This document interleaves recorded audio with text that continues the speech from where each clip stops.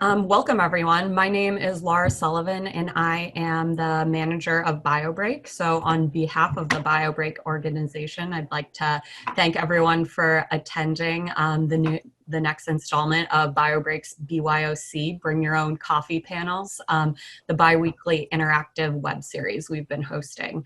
Today's topic of discussion is early stage private fundraising and the impacts of COVID-19. A few housekeeping items before I pass it off to our panelists.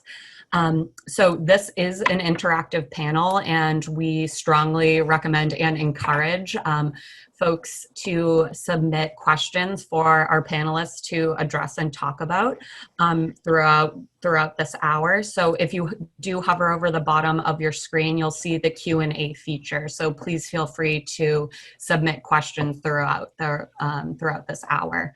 And then also wanted to remind people that we will be recording the session, and a playback will be available shortly after the conclusion. And everything discussed on this panel is off the record.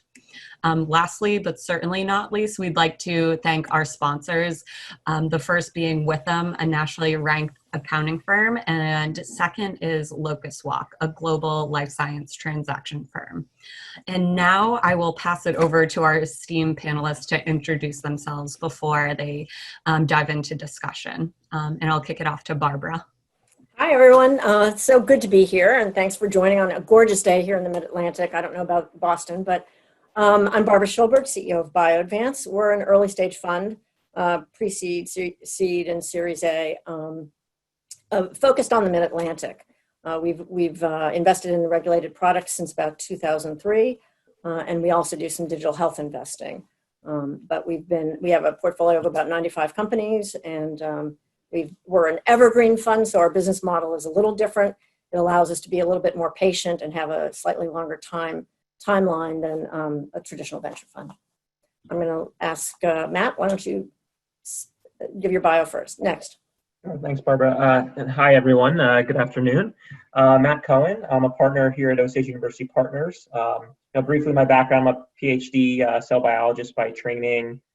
Spent some time in consulting at LEK before coming to OUP a little over 7 years ago.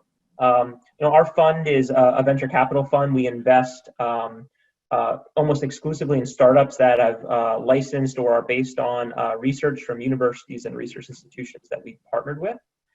We have over 100 academic institutions that we currently work with across the U.S. as well as internationally.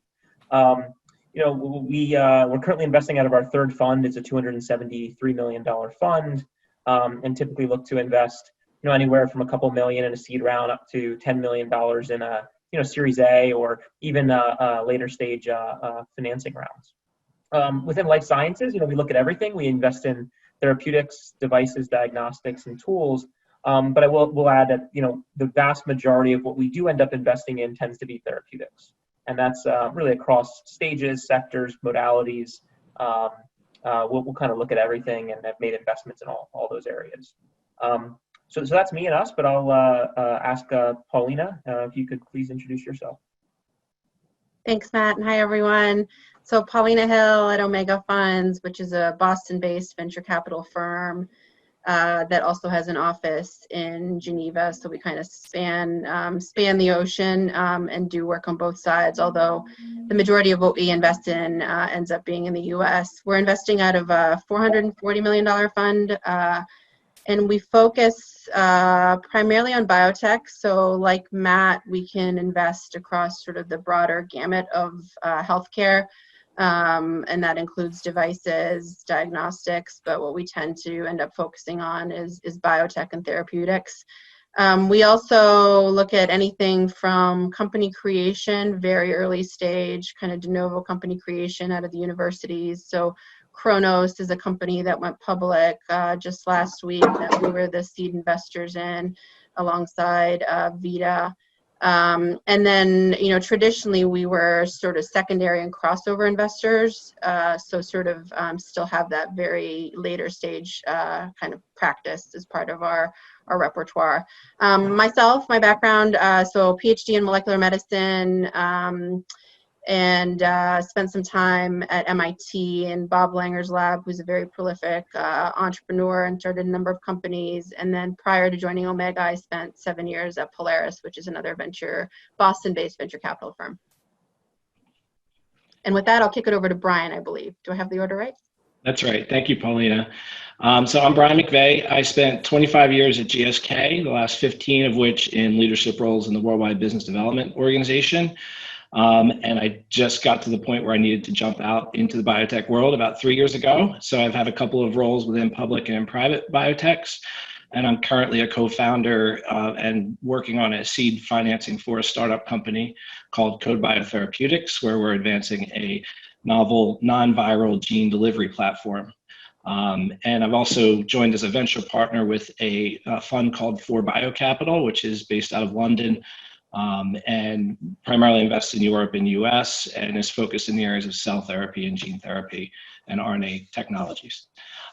So we're excited to be here talking to each other and to everyone in the audience, and we really do invite your questions. What we decided during our pre-plan call for this is we're going to test a new model here, and rather somewhere at a blend between one of the fireside chats you've seen and the historical moderator asking questions. And we're going to go with sort of just a conversation amongst the four of us approach. So we're just going to throw out topics randomly and jump into them. We very much invite you to send in any messages through the chat feature or any questions or topics that you might have as well. So we thought it'd be ideal to start with what we're doing right now, which is talking through a Zoom here at a virtual conference and how this whole COVID world evolution over the last 6 months has impacted in positive and negative ways the process of fundraising, both from a company side as well as a investor side. So I'll first invite the investors here to talk about what their experiences have been in this new model that we're working from. Sure, I'll kick it off. I was thinking about this earlier today. In some ways, we were starting to go remote almost pre-pandemic. We sort of upgraded our video equipment and we're doing a lot of Zoom meetings, and we didn't necessarily force people from New York to come down and meet us in Philadelphia. So in some ways, this is more of a matter of degrees than a matter of completely different way of doing business. So we find ourselves, we're more efficient. So I think we're having more meetings with companies because they're virtual, because our team members aren't scattered to the winds, going to conferences and spending days out of the office. So we're actually meeting more companies because of the efficiencies that are intrinsic in the pandemic and people aren't really traveling. So it's been useful. And we closed a deal last week where we never met the CEO. So we have sort of officially gotten through the pandemic and the virtual model, and we're comfortable with it. And just to echo, what Barbara's saying, I kind of, when this whole thing went down, I worried, that there would be a halt to activities from the investment community. And I think for about 2 or 3 weeks there was.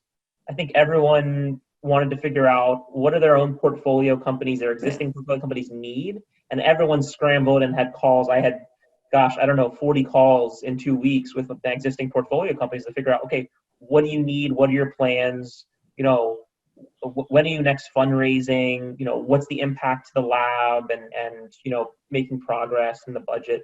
And then I think once that all played through, right, we all figured out what did the existing portfolio companies need, and we all got comfortable with the risks inherent in our own portfolios. We realized, our portfolio companies were pretty resilient. They figured out ways to manage through this, manage through shutdowns, manage through reopenings, manage through raising capital during, a really difficult time to raise money. And, I think then, everyone kind of opened back up for business. And like you, we've had, I think, 4 deals closed since the pandemic truly started. One was with a company we had met, at JP Morgan and then closed it. But then 3 more where, again, we have never met the management team in person. Just through Zoom. And I don't know, it seems to be working pretty well. It seems like we can get to know people, decently well just through video. So, I used to be anti-video. I just, all my calls were just audio, and I've sort of embraced it, and I like it. It almost feels rude now if you're on a Zoom and someone's not on the video, right? It's kind of a little flip there. It's interesting. So I just wanted to key in on one point. I didn't want to jump in, Paulina, before you had a chance to share your thoughts, but a topic that maybe we ought to go to next is the whole one around the importance of getting to know people and how you're actually achieving that through video when you can't be in person. But Paulina, I'm sorry, I didn't want to. Yeah, no, and I'm happy to comment on that. I mean, I think Matt and Barbara summarized sort of the COVID experience well. I mean, maybe one thing I'll add is, so what you see behind the scenes is our new office at Omega, which we moved into, let's see, probably 5 months before the pandemic hit. So beautiful new office in Back Bay. I mean, you know, kind of was supposed to be a gathering and a welcome party, kind of open office concept for us to throw parties and host investors and company CEOs. We had our open house right before the pandemic, and then we were supposed to have an open house around Cohen, the Cohen conference, which was actually just happening right kind of downstairs from us. And we were told we were crazy for canceling it because we had like 250 people RSVP. And anyway, I think that was obviously the right move, but I think you could have been a super spreader event. Yeah, exactly. But I think, you know, contrary to what you were saying, Barbara, we were actually moving in the opposite direction. I think we were trying to sort of use our office as a central gathering point and really spend more time together. And we're working very well kind of, you know, in person. Needless to say, we've all moved virtually, and we were a little bit unsure of how that was going to go, because the culture is very much that of just people being around and in person and constantly talking to each other and reiterating on things. But I think, you know, like Matt said, and like you both reiterated, I mean, it's been business as usual. There was maybe, you know, a 2 or 3 week gap where we were also talking to all our portfolio companies and asking them, you know, what's your cash look like? How is this going to impact you? But then after that, we've just seen a ton of deal flow and done, I think, 5 deals probably since, maybe even 6. So, and then had 2 companies go public just last week. So really, you know, not much has changed, honestly, in terms of the output. I mean, Brian, so what's your take as an entrepreneur pitching? I mean, are you finding it easier, more difficult? Like, how are you? It's dramatically more efficient. I mean, we were starting to prospect this in the early days of the late spring, early summer here, right when things started to shut down. We had a trip up to Boston, and we got a trip to New York right at the end of the world, basically switching over. And, you know, we did the roadshow. We met with a ton of people. It's exhausting. It's great to get to connect in person, but, you know, the efficiency and the costs are nowhere near as manageable as what they are today. And I would say we've dramatically accelerated our process in the last 2 months here as a result of being able to connect multiple times with the same investors, which is a key part of this courting process, obviously from both perspectives. And especially in this environment, I think kind of what I wanted to get into a little bit too is, you know, how you can build relationships when you can't be in person. And so that's what we've been working on, right? And you sort of create follow-up topics for coming out of every single meeting to make sure that you have a reason to get back together the next week or 2 weeks later. Not making up things that are ridiculous, but it's a stepwise process that I wasn't experiencing necessarily when we were doing the face-to-face stuff. It was a lot more of, you had your in person, then you had some calls and all that. But this is, you actually get to see how people think, and you get to see how they sort of react to feedback in both directions. So it's actually, I'm pleasantly surprised. I was quite skeptical at the start of it because I've always been a kind of a people at the core person, and how do you get to know someone? But it's surprisingly working out pretty well so far from my perspective. And I would add, I know we're always trying to figure out the EQ of a founder or a CEO, a startup CEO. So in the course of whether it's Zoom or just plain old phone calls, I mean, you can still get a lot in terms of how responsive are they, how frustrated are they. Now, maybe the company we just closed on, maybe they were making faces behind the scenes and we just didn't see them. But, you know, it was a ton of personal interaction in the course of doing due diligence. And what about this? And what about that? What about that? So you can really learn a lot from a person, whether it's by phone or by Zoom. So I don't think the quality of the diligence actually changed or went down. And I almost think it went up. Great. Because I think Zoom, I mean, you see your background, you see where you live. It's actually, in some ways, it's more personal than, I don't know. So maybe That's true. I'm alone in that. But. I agree with you. What about, and I know Omega had a very nice closing of a large fund rather recently in time here, and I've seen a couple of the other big players pull in some significant capital this year. We all seen what's been happening in the public markets as well. So it's clearly, it's a very good time at the moment. I'm curious what implications that's had for you guys in terms of the deal flow volume that you're seeing right now coming through in this environment. Is it increased? Is it the same as it was before? Is it decreased? It's increased. Yes. Yeah. Yeah, no, for sure increased. I don't know if you want to comment, Matt, but I mean, from our perspective, I mean, Canon just closed an $800 million one that they announced yesterday. There's obviously been, you know, Arch, Flagship, and a bunch of others that have closed really sizable funds. I mean, I'll say that deals are getting more competitive for sure, right? I mean, I think there's a lot of people who want to get into the top deals, and you're truly sort of, you know, I think in the past you were more sort of syndicating with people, right? Because there was enough room for everyone. These companies need a ton of money. I think it's a little bit more, you know, competitive, right? And you have to sort of be strategic and thoughtful in terms of how you position yourself, both with the company, but also with other co-investors. But for sure, the deal flow is, you know, as good as ever. I don't know, Matt, what are you seeing at the very early stages? Yeah, I mean, it's more than ever, and we're talking about deal flow from new companies we've never spoken to before, our existing portfolio companies raising new rounds of capital where we're thinking about writing larger checks. So we're getting deal flow from everywhere.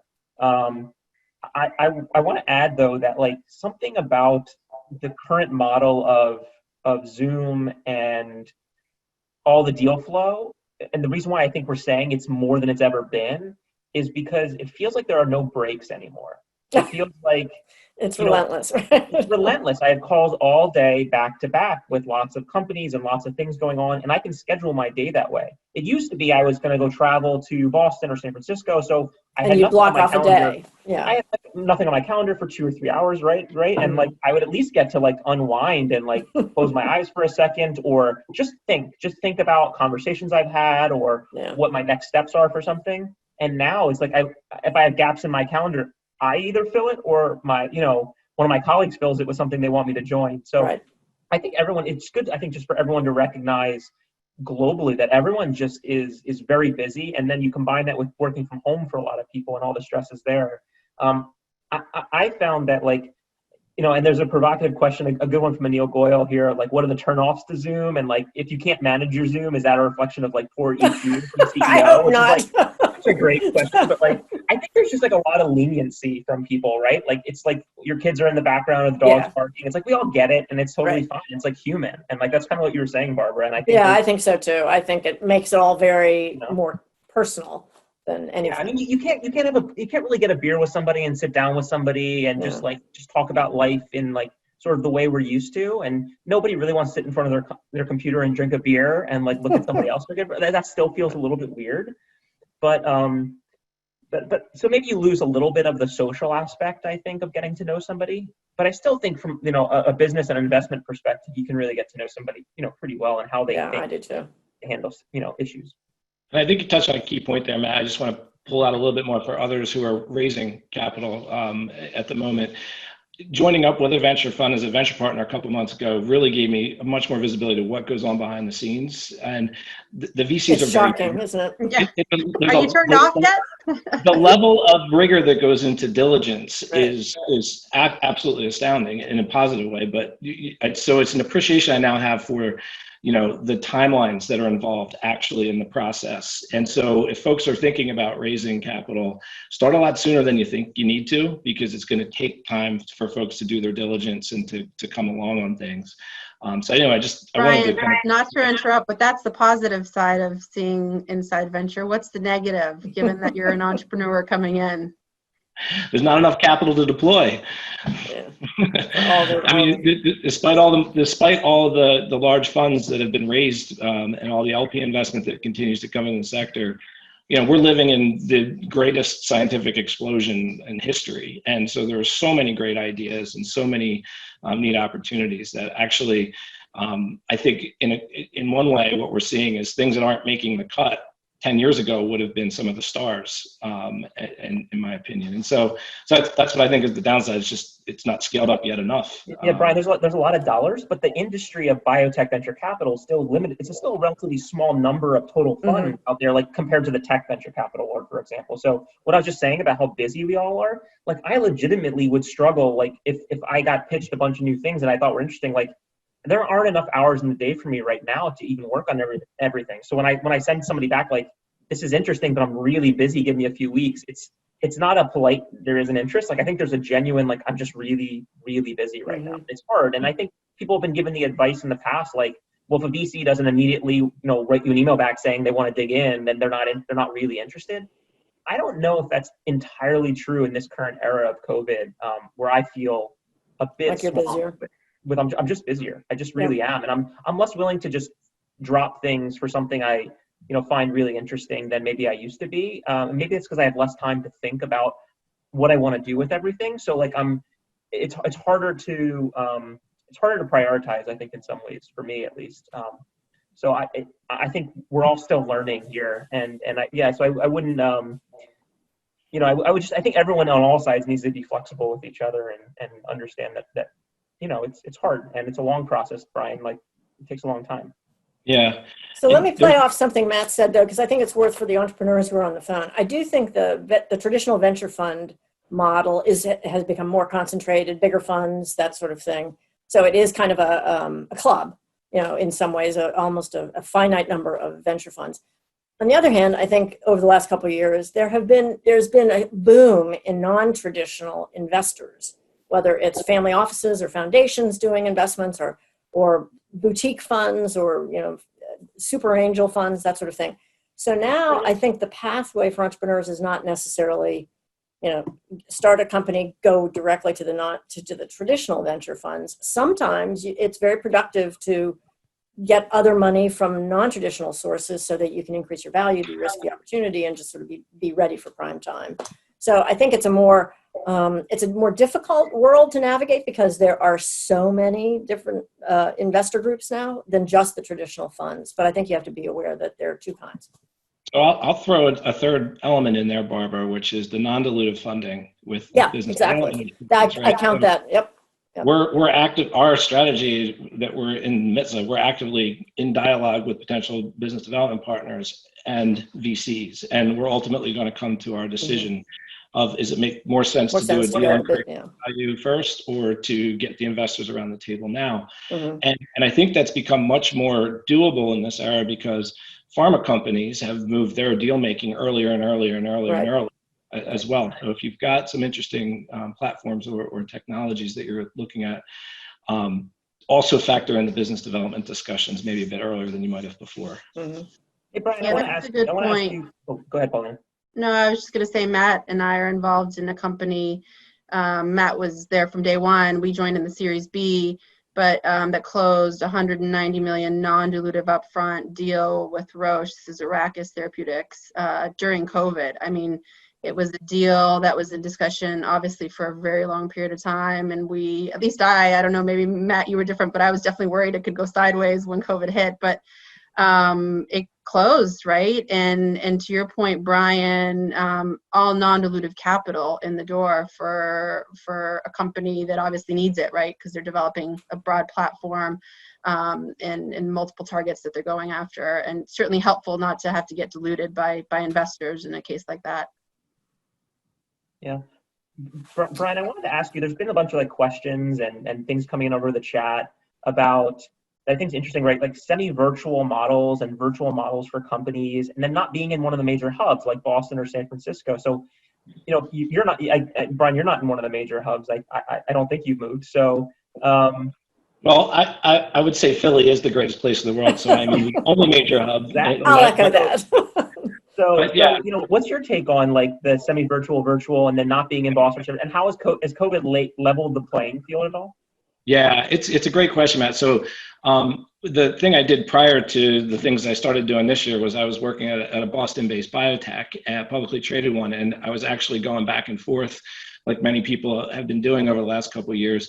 And I did that for the first couple of months, but it wasn't really viable. And so we actually incorporated a new technology about 1.5 years ago called Zoom. And so I actually had a head start on seeing how this model could work, and it was quite effective. So I actually got to the point where I was only going to Boston about once a month for a couple of days for key senior exec team and board type meetings. Otherwise, we're able to do it, and that's in a more mature company setting. Now I'm in a startup setting, and I think what's most critical for being in the same place, same time as the lab folks, the folks who are actually working on the science clearly need to be in a place where they can, come up with the ideas, test things out, and physically need to be in a lab to do those things. Otherwise, we've been fully virtual here for the last 6 months, and it's quite effective. So I actually see a whole coming out of the other side of this COVID and the new world for us in biotech and pharma. I think what's great is it will enable all the great talent that exists in places not called Boston and San Francisco to really become rolled into the growing field of biotech in an effective way. So that's, and then putting my investor hat on, it's really enabling a lot of the European type biotechs that are growing up to now start accessing some of the US talent, because folks are starting to learn how to operate in this model by necessity. And so I don't think it goes away at all. I think it's a great opportunity for companies to hire talent where they wouldn't necessarily have recruited somebody to move, but now they can just hire them and virtually, and everybody seems to be getting more comfortable with that. So I think it is going to become a more dispersed model in some ways.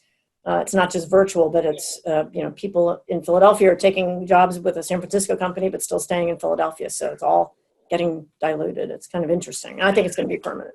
And I can tell you, it absolutely works. I mean, I came from GSK, where we were a London and Philadelphia and North Carolina based company, were the 3 main hubs. And in business development, we had folks in 6 different sites, and we might see each other physically once a year for an all hands meeting. Otherwise, it's this type of interaction, and it's very effective once you get there. I'm curious to take it and put it into the venture world for a minute, though. There's a question or two I saw come through around how the VCs are thinking about syndicated deals in this era. So obviously, there's the big sort of Atlas flagship Third Rock, we're going to put 50 million in, start the company ourselves model. But for the rest of the folks that are kind of entrepreneurs and are trying to build their own companies, it's more often than not, it needs to be a syndicated deal. And just curious on your thoughts and reflections on how the syndication of deals is working now. Are you just relying on relationships that you've invested with folks before? How are the VCs kind of interacting in this world? And if you could touch on that, it'd be really helpful. Yeah. Well, I'll start. I'm actually really curious to hear what Paulina says about this whole. She's the one Boston-based investor, so and Boston-based investors love their Boston companies. So I want you to go back and touch on the prior question in a second. But I do want to I want to say to Brian, to your question,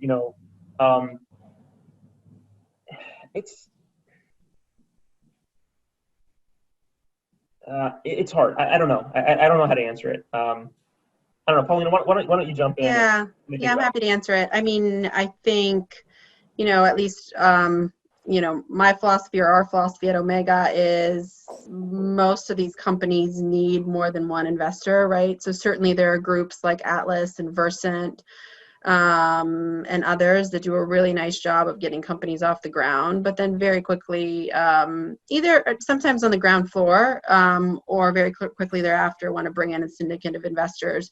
So, for me, I mean, I think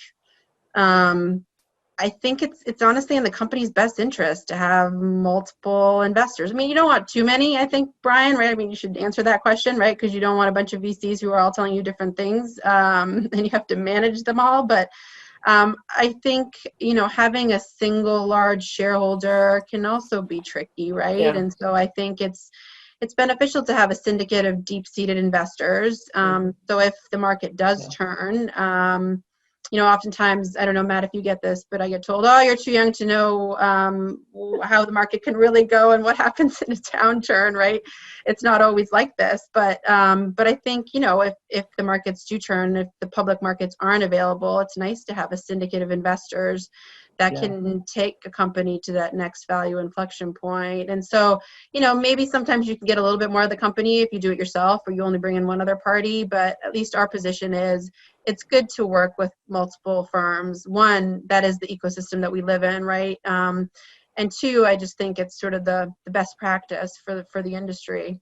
I was trying to think about though, like, has it been impacted by COVID at all? Like, has it become harder to syndicate deals? So on the one hand, I want to say yes, because it goes back to like how busy we all are. Everybody's busy. We're working on ourselves. So it's very hard when someone approaches you with something else and you're like, man, I've got all these other things I've been working on. Do I drop all that to start working on this thing that my friend at this other VC fund says they're really excited about, or not? But on the other hand, like, some of the best opportunities I've ever gotten have been from my colleagues saying, I've done a bunch of work on this. It's really interesting. You want to take a look with me. So, I think I don't know exactly how COVID's impacted it, but I think it's just made it harder to manage for me. I think a takeaway here there were a couple of questions in the space. Really, the entrepreneurs should not leave it to chance and leave it to if they identify a lead VC, don't just leave it to them, right? You should be doing your own work to help build. That's very good advice. Yeah. And I would say, from my own perspective, what Paulina, you sort of asked me a minute ago to touch on, that we've been working on not just trying to get money, but we want capabilities around the table. So the investors, so we're kind of diligencing them every time we're meeting with folks, just like they are with us. And I think everybody that should be doing that. And ultimately, you have to have an aligned group around your table, whether it's one investor or five. They all have to be aligned, or else it's just going to be a mess moving forward. And so making sure that folks are aligned going in, genuinely aligned, not just saying the things that need to be said, but then also the number of folks, because at the end of the day, you as an entrepreneur are going to have to manage and work together with your board. It's not a dictatorship. It's a group approach here. And so we're ideally looking for 2 to 3 to come around, because we don't want one, because you don't want to just rely on one group or one person's perspective or opinions anyway. It needs to check and balance of 2 and potentially 3. But more than that becomes, I think, unmanageable and takes up too much of management's time trying to corral that and keep everybody informed and everyone together at an early stage of a company when things are, by definition, going to change dramatically over the horizon. So that's how I think about it. Good advice. Yeah, makes sense. Shall we take one of the chat questions? Yeah, there's a loaded one here that I will ask on behalf of all the entrepreneurs, which is, I'll generalize it to say, how do early stage companies really think about valuation right now, and how do the VCs think about valuation? Is there any there's not like a playbook that someone can go Google and say, you're this company exactly, so this is what you get. So what's your advice to the entrepreneurs in the audience on how and when to broach the valuation question? And I'll just leave it there and see who wants to be brave and talk to that one. Well, I think it's always good to figure out whether you're all in the same ballpark, whether the entrepreneur is in the same ballpark as the investor. And then you can always negotiate the details. But if the entrepreneur thinks they're worth 20 million and we think they're worth 7, we're probably never going to be able to bridge that. So I think an earlier, just a ballpark feeling out session is a good idea. The one thing that didn't happen, I thought the pandemic, because the market crashed and everything at the very beginning, I thought valuations would get knocked down, but that has not been the case. I don't see a decline in valuations. And I think at the very early stages, the difficulty with valuations is that you're worth almost nothing when you're still at the lead stage or lead optimization. And it's very hard to come up with, you almost have to overvalue a company, I think, if you're ever going to get an investment done, because it just takes a long time for the science to catch up with real world valuations. So we recognize that, but there's sort of a zone of a comfort zone that we live with if you're at the preclinical stage, for example. So, well, there was this question also that somebody wrote about, are we putting less money into these companies and funding to earlier milestones, or is it still a best practice to put larger rounds together to hit the same milestones we always used to want to hit to. And I think what you're saying, Barbara, I believe is, we have to still fund to the same milestones. Yeah. To get the step ups in valuation, you still Right. have to achieve the same data. That fundamental currency of data has not changed. Right. The value inflection points, it's always hard to generalize what are the value inflection points, because I think they vary quite a bit by disease, or it depends on what you're trying to prove. Are you trying to prove efficacy? Sometimes you can do that through a preclinical model. Sometimes you can even get signals in a phase 1A or 1B. So it just depends. But if you're trying to prove an improved safety profile, for example, you may have to go to phase 3 to prove that. So the value inflection points are variable, and it's hard to generalize, but that's a worthy discussion with the entrepreneur and between the entrepreneur and the investor. And it may surprise you, what there may be. You might want to make sure that you all agree on what the milestones are. Yeah, and I think, there are certainly some companies that are still getting funded through their value inflection points, and as they should be. But I don't know, Matt, if you would agree with this or anyone else, but I've certainly seen a lot more sort of, I don't want to call them fluff companies, but kind of companies that kind of get started, raise a big round, and really kind of have a valuation on the back of a strong management team and a great story. Because the public markets are just so accessible right now. That you can go public as for example, a preclinical stage platform company, not necessarily having achieved that was sort of key value inflection point that maybe perhaps a company would have had to prior to, not necessarily COVID, but I think certainly we were just seeing more and more of it in COVID.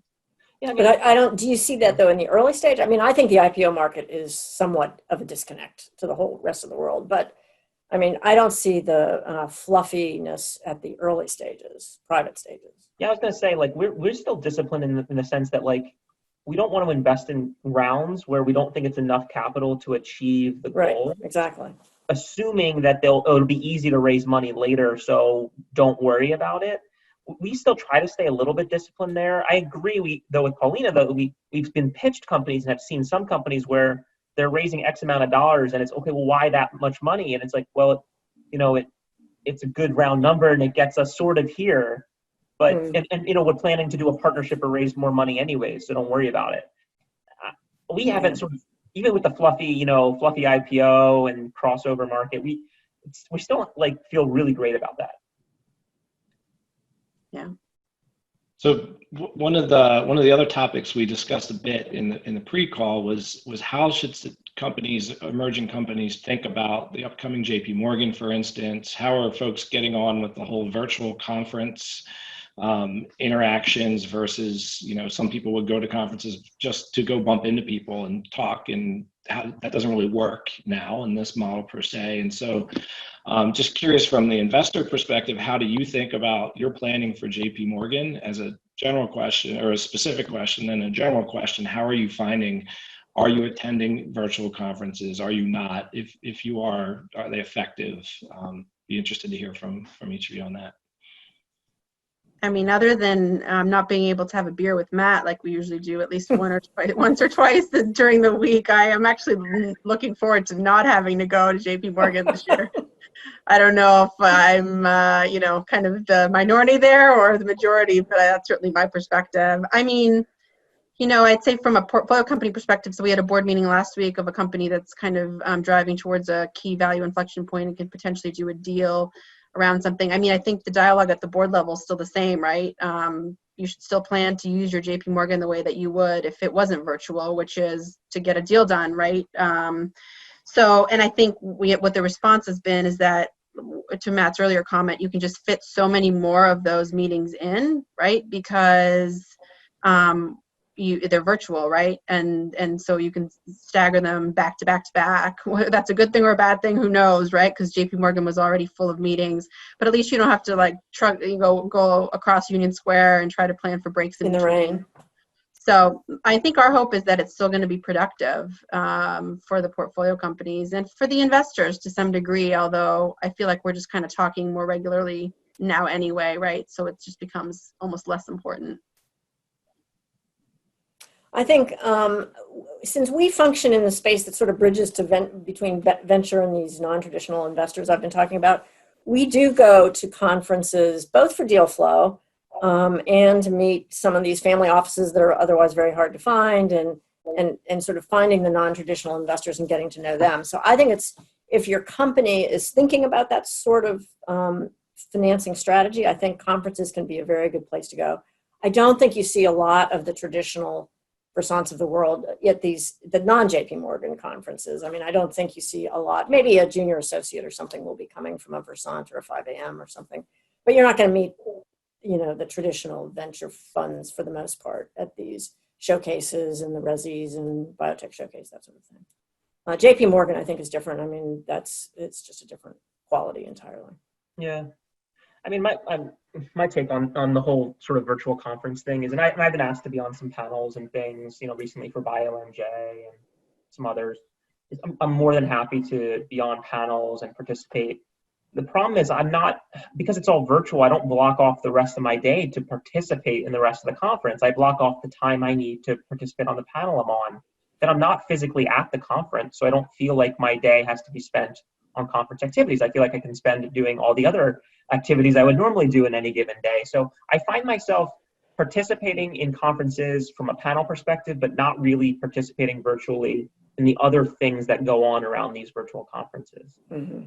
Now, as for JP Morgan, that's a big one, right? And our whole team would fly out and we'd have meetings all day.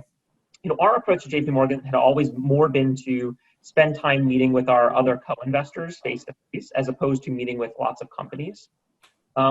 This may be personal bias, but I would always find interactions with companies at JP Morgan to be a little bit just kind of frivolous. Like, they're just so fast, and if there's too many of them, it's hard to even remember what you talked about, and they'd all blend together. And you take good notes, but it was still hard.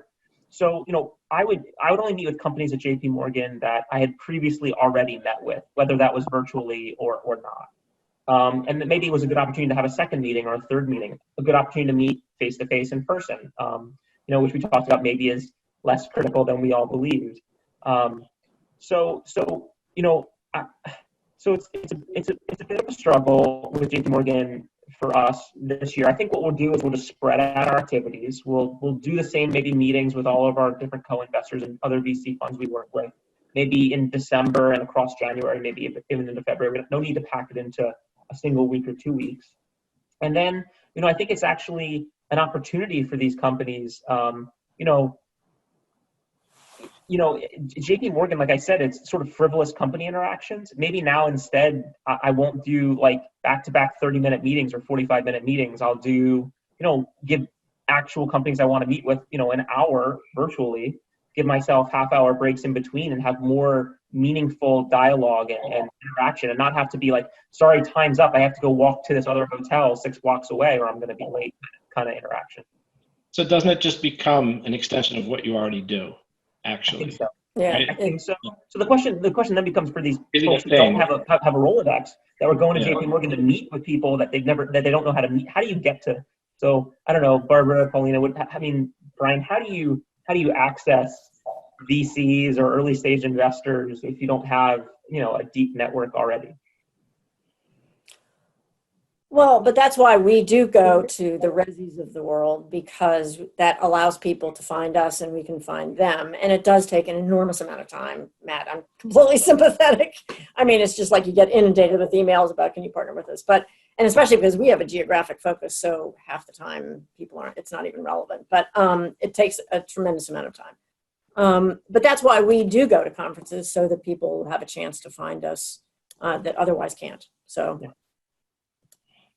But I don't know that all are doing that. And I think that's where new entrepreneurs without networks are at a real disadvantage at the moment. Right. And that's why I think they do have to, it may not be ideal, and you may not be meeting the top tier VCs, but you'll be meeting a group of active investors who are making the time to show up. So it's not a bad thing to get started. No, so I think for those in the audience that take note of that it is worth going to these conferences and trying to get audiences with investors. Especially now that they're cheaper. They tend to be like a couple $100. It's so much cheaper than it used to be that even if you just get 2 or 3 leads out of it, that's worth it. I mean, I throw out something even provocative, which is like, maybe before the VC community was less receptive to cold emailing and getting a cold email from somebody, but now like I'm kind of pretty understanding that like there aren't a lot of good ways to meet me. So if you went on my website and found my email address and saw some deals that I've done and it looks somewhat similar to your opportunity, and you write me an email that sort of says that, I have no issue with that. I'm going to respond, and either we'll set up time for a call, or I'll ask for maybe a short pitch deck so that I can review in advance, or whatever. So I wonder, it's a bit provocative, but I wonder if cold reach outs, people become more receptive to them because of the environment we're in. Yeah, I actually think so, Matt. That, and I just think, as an entrepreneur, being able to get a warm intro to a VC is sort of part of the process, right? It's sort of like what you kind of have to navigate as an entrepreneur, kind of figure out a network of people who know each other, who then kind of get you to the right person, right? And whether that's in-person meetings or email trails or phone calls, I mean, that's a lot of what we look for, especially in a first-time entrepreneur. So I know, like just last week, I got an intro to a deal from a peer venture group that knew someone. I'd been following something for a really long time, and they were like, this isn't a fit for us because we have another portfolio company in this space, but might be an interesting one for you to look at. And you can kind of look back at the email trail that the entrepreneur said, and you're like, oh, this guy, like, you kind of, it's a warm intro, and it's an early stage company, but you're sort of, like Matt said, you're sort of more inclined to take that than you would be maybe even in the past, right, when someone is passing on it. Yeah.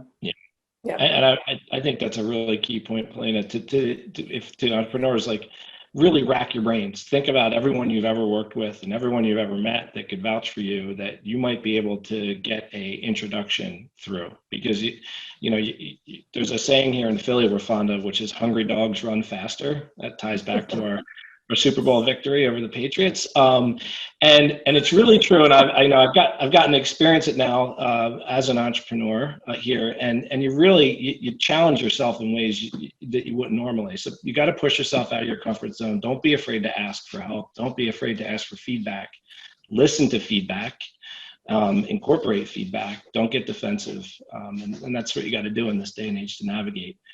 Which takes me to one other topic that I think it'd be great to hear from each of the other investors here.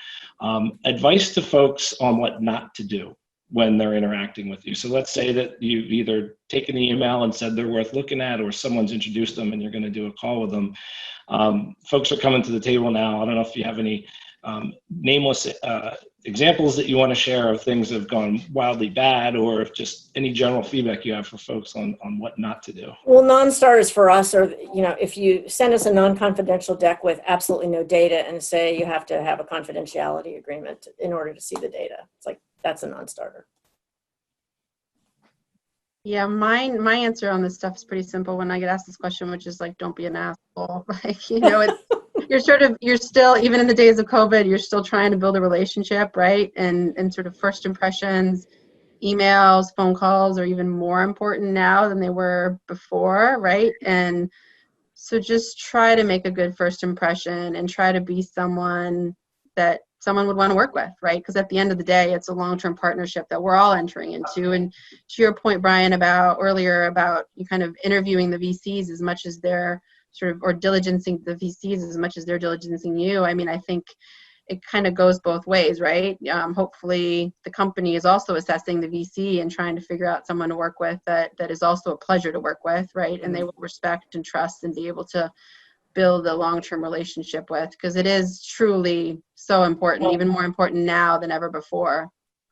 Yeah, I mean, it's a hard question. I guess if I had to say something, it would be, don't take the TV Shark Tank approach, where you I will sell you 20% of my equity for $10 million kind of thing.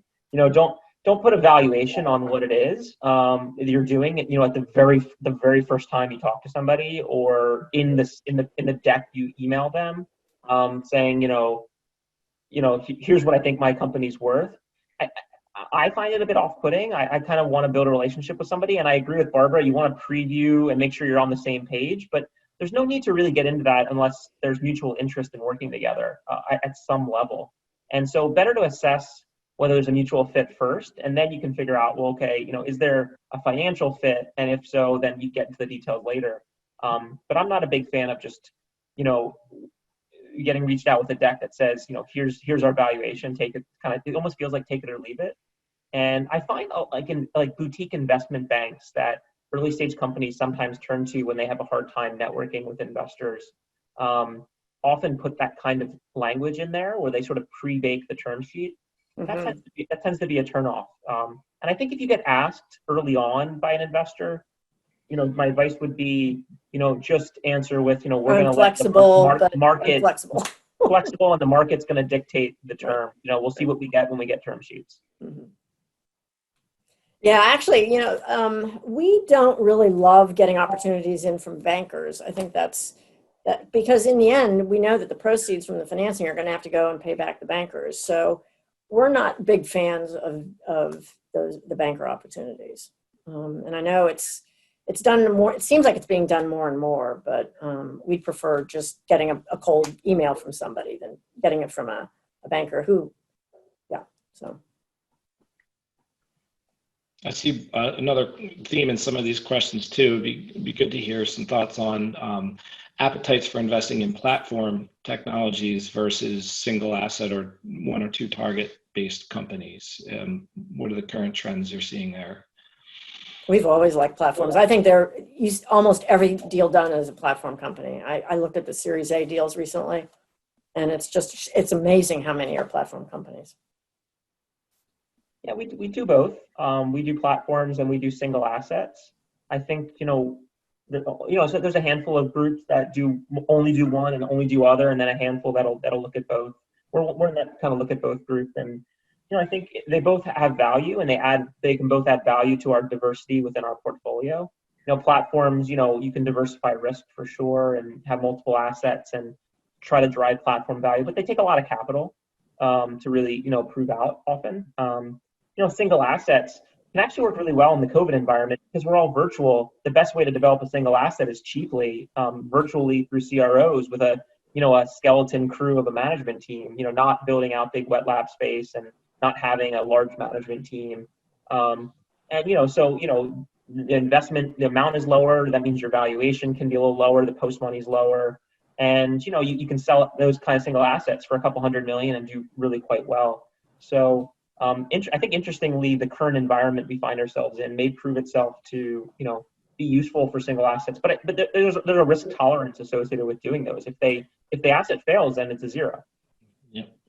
Yeah, so from an Omega perspective, we're like Osage in that we do both, and we really try to think about portfolio diversification between a combo of platform and sort of single asset, clinical stage asset companies. And, I would certainly agree that there are some groups that do one or the other. And I think clinical assets can be good to do virtually. I mean, I guess the only point that I would sort of disagree with there is maybe that clinical trials are harder to run in COVID days, right? Especially for some of these sort of non-life-threatening diseases, right? We've certainly seen in our single asset clinical stage companies the slowdown in recruitment for our clinical trials.